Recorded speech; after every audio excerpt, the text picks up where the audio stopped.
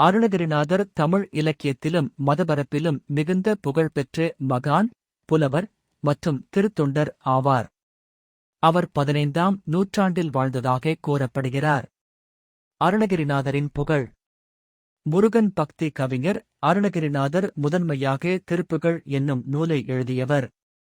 இது தமிழில் மிகுந்த பக்தி உணர்வையும் இசைக்கவியையும் ஒருங்கே கொண்டது. திருப்புகழ் கிரந்தம் இவர் இயற்றிய திருப்புகழ் பாடல்கள் முருகனைப் புகழ்ந்து எழுதப்பட்டவை. இதில் சங்கத்தமிழ், யாப்பு நயம், இசை மிகுந்த சொற்கள் ஆகியவை சிறப்பாக அமைந்துள்ளன. அனுபவமிக்க வாழ்க்கை. இளமையில் சுயவிளையாட்டில் ஈடுபட்ட அவர் பிறகு முருகன் அருளால் தவநெறியில் சென்றவர். அவரது வாழ்க்கை மாற்றம் மக்களுக்கு பெரிய பாணியாக விளங்கியது. பக்தி இயக்கத்தில் முக்கிய பங்கு. அவரின் பாடல்கள் தமிழ்ச் சமய பரப்பில் முக்கியமானவை.